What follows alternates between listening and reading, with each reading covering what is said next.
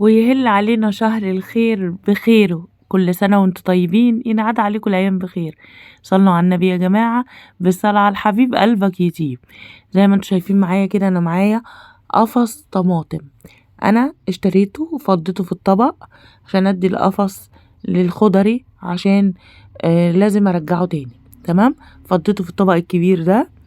وهنعمل طماطم نخزنها. هنخزنها ازاي؟ هنخزنها بطريقة سهلة جدا وبسيطة. هي دلوقتي رخيصة، بالرخيص اشتريها، والرمضان خزنيها. هتعملي احلى طماطم. طماطم هتكون صلصة، هتسهل عليكي كتير جدا.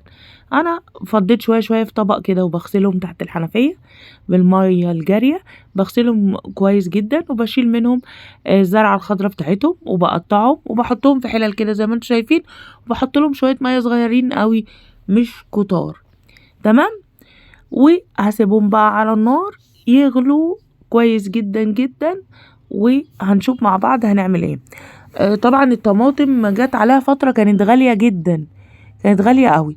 انما احنا لما هنعملها في البيت وهنشيلها وهي رخيصة، هتوفر علينا كتير جدا لما تغلى. تمام كده، زي ما انتم شايفين الطماطم بتتسلق معانا، وانا هسيبها لما تتسلق كويس جدا جدا بالشكل اللي انتوا شايفينه ده اهو. يعني خليتها تتسلق قوي قوي. دي بقى شوية طماطم فاضوا في الطبق اهو زي ما انتوا شايفين. دول انا هقطعهم وهركنهم على جنب، علشان هعمل منهم صلصة للمحشي. يعني هعملها بالبصل. طبعا الهاند بلندر بيسهل علينا كتير قوي. انا ضربت الطماطم بالهاند بلندر، طبعا بصراحة هو ناجح جدا وجميل. يعني انا انصح كل ست بيت انها تستخدم الهاند بلندر وتشتريه، لان بيسهل علينا جامد قوي في ضرب العدس، في ضرب البصارة، في ضرب الطماطم، بدل ما نحط في الخلاط ونستنى الحاجة لما تبرد. لا، هو بيتعامل مع السخن وبيسهل علينا قوي قوي.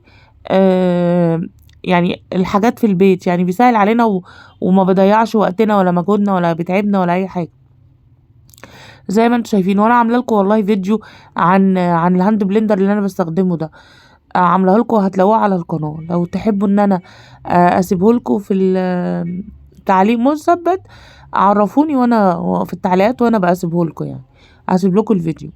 زي ما انتوا شايفين انا ضربت كل الطماطم بالهاند بلندر، وبعد كده هصفيها كويس من التفل بتاعها، وهتشوفوا هنعمل مع بعض ايه. دي طريقة سهلة جدا، واحسن طريقة لحفظ الطماطم، واسهل طريقة يا جماعة، هتسهل علينا كتير قوي. انا كده خلاص ضربت كل الطماطم الموجودة، ضربتها بالهاند بلندر، خلاص خلطتها يعني. ودي الطماطم اللي كانت في الطبق الفايدة اللي قطعتها علشان هعملها صلصة للمحشي، لان طبعا بحط لها بصل وزيت وكده. زي ما انتوا شايفين هو انا صفيت الطماطم بعد ما ضربتها كويس بالهاند بلندر، صفيتها وهحط لها شوية سكر. شوية السكر ده هيكون مادة حافظة. وهنشوف مع بعض هنعمل ايه. دي بقى الصلصة اللي انا ضربتها كويس علشان اعملها صلصة محشي. عملت حلتين هسبكهم برضو على النار، وبعد كده بقى انا هحط لها بصل براحتي، واحط لها زيت وكده، واحضرها للمحشي. انما بقى الطماطم اللي انا ضربتها بالهاند بلندر وصفتها، عبيتها في اكياس اهو، حطيتها في الطبق زي ما انتوا شايفين. وما شاء الله عامله الطبق. القفص ده كان حوالي 28 كيلو او 29 كيلو، فكان ما شاء الله كتير. عملوا لي كميه صلصه كبيره، هشيلها بقى واحتفظ بيها لرمضان وبعد رمضان. ينعاد عليكم وعلينا يا رب الايام بخير. هي رخيصة قوي دلوقتي، تقدري ان انت تشتريها.